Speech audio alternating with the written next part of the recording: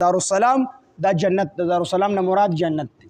عبدالله ابن عباس رضی الله عنهما فرمایي چې دا سلام د جنت په نومونو کې یو نوم دی او سلام ورته دې وجې نه وي چې په دې کې د هر څیز نه انسان سالم وي، سلامتیا وي، مرګونو نه انسانانو ته سلامتیا وي، د بیمارو نه سلامتیا وي، د شر او فساد او غوبل نه سلامتیا وي، د ګناهونو نه سلامتیا وي، د هر څیز نه سلامتیا وي. دې وجې نه د جنت ته نوم چې کوم دی سلام ویلی دی. او دویمه دا چې په دې کې د جنتیان د یو بل سره میلاویږي نو سلام به کوي، د الله سلام به پرې راځي، د پیغمبرانو د فرشتو سلام به پرې راځي. نو دې وجې نه ورته سلام ویلی دی. نو دې وجې نه که څوک ځان له د خپل کور نوم دارالسلام کېږدي دا ټیک نه دی، مناسب نه دی چې کور له څوک دارالسلام کېږدي. څنګه چې کور له څوک جنت الفردوس نشي کېښودی، فردوس ولا نشي کېښودی، خپل کور ته څوک جنت نشي ویلی، نو دغه شان د خپل کور دپاره دارالسلام نوم کېښودل هم جایز نه دي. نو چې کوم خلک نیکوکار دی نو د یوې نیکۍ بدله کم سے کم دا به الله یو په لس باندې ورکړي. من جاء بالحسنة فله 10 امثالها. چا چې په یو نیکۍ سره راتګ وکړو الله د یوې نیکۍ بدل یو په لس باندې ورکړي. نو نیکوکارو ته کم سے کم بدله نور یو په اوسه هم الله ورکړي، یو په کروڑ هم ورکړي، څومره چې الله پاک غواړي، خو کم نه کم دا ده چې یو په لس باندې ورکړي. نو نیکوکارو ته به د دې نیکو بدله هم وي و زیادت او زیادت به ورته هم وي. نو مفسرین وي چې د زیادت نه مراد د الله پاک دیدار دی، جنت به ولهم الله ورکوي او بیا به په دې جنت کې د الله دیدار هم وي. جنتیان جنت ته او جهنمیان جهنم ته لاړ شي، اواز کوونکي به اواز وکړي چې ای جنتیان تاسو سره الله یو وعده کړی.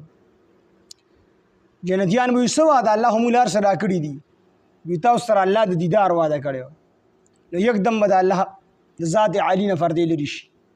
نو جنتیانو په یو میچ باندې په لګونو کاله الله دیدار کوي. چې کله خپلې پردې په خپل ځان راخورېږي نو دا جنتیان به وایي چې یا الله پاکه دا ټول نعمتونه واخله خو بیا موږ د یو پیره دیدار وکړه. نو د هر چا دپاره به د عام مؤمنانو دپاره به د جمعې په ورځ د الله دیداري او د الله د دیدار نه به خوږ څیز په جنت کې بل نه وي.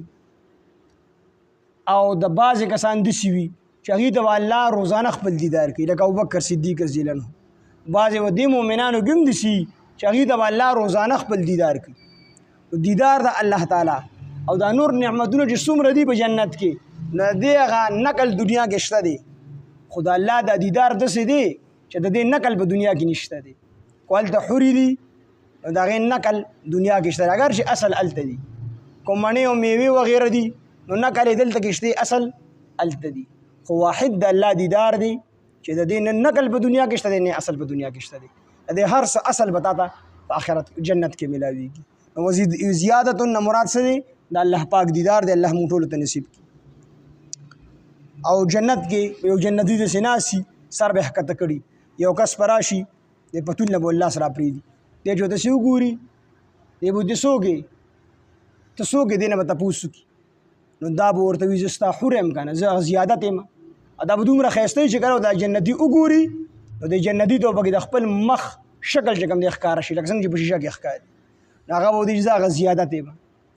نور هم څیزونه الله پیدا کړي دي چې ما عین رأت ولا لا عین رأت ولا اذن سمعت ولا خطر على قلب بشر، چې نه سترګو لیدل دي نه غوږونه اورېدل دي نه په زړه د چا انسان د هغې خیال قدرې تېر شوی دی.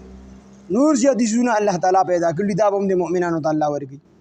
د جنتیانو مخونه به پړکاږي پړکېږي، به په دې باندې به ذلیله مخونه به یې نه وي، سپېره مخونه به یې نه وي او تور به هم نه وي، پړکېږي به.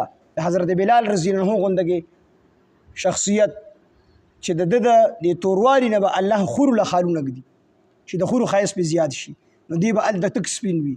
دلته دنیا کې چې کم مؤمنان تک تور دي، دیو په آخرت کې تک سپین وي، په جنت کې دا به تور نه وي. او کافران خو دلته کې سره سپین انګریزان دي، خو چې کله جهنم ته لاړ شي نو هلته به تک تور وي. د نیکۍ بدله به یو په لس وي کم سے کم، او د بدۍ بدله به یو په یو باندې وي.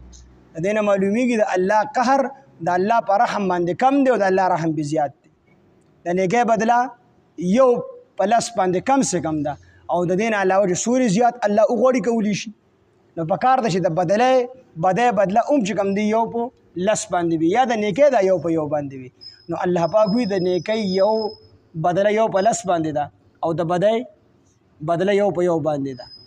نیکی چې اراده وکړي الله فرشتي لیکي بدی چې اراده د بدی اراده دې وکړه نو هغه فرشتي نه لیکي نو دا د الله رحم دی د دې د مخونه به داسې تک توري لکه د دې په دې مخونو باندې تور شپې ټوکړه چړاو شوي تک تور مخونه به نیولي وي د دې اگر کو دا تک سره سپین انګریزان ولي نه دي او کافران دي دی په جهنم کې تک تور وي نو دی چې د کم معبودان باطله او عبادت کړي دي او بوتان دي او نور سيزونه دي نور سپوږمۍ دي چې دي چې د چا عبادت دی کړي دي نو هغه معبودان او دا عابدان دا دواړه بچ کم دي الله تعالی راجم کی عبادت دی ومنس کې کم تعلقات دي د بوتانو عبادت کو بوتانو سره تعلق بات پی او زموږ عبادت نه کو مطلب دا دی چې تاسو ته مونږ نه ویل چې مونږ عبادت وکړي تاسو د شیطان په خوخه باندې زموږ عبادت کړی دي مونږ تاسو د عبادت نه خبر یو فکفا بالله کافی دی الله تعالی شهیدن گواه دا به د بوتان خبرې کوي ښه مونږ تاسو د عبادت نه بے خبر وو تاسو د عبادت نه مونږ خبردار نو مونږ خامخا غافل وو یعنی مونږ تاسو د عبادت نه بے خبر وو تاسو زموږ عبادت چې کړی د شیطان په خوښ سره مو کړی دی مونږ درته نو ویلې بس تاسو پوه شئ الله پاک پوه شئ جهنم پوه شئ هر څه به دې روک شي او دې ټول په ټول به الله تعالی طرف ته رجوع کی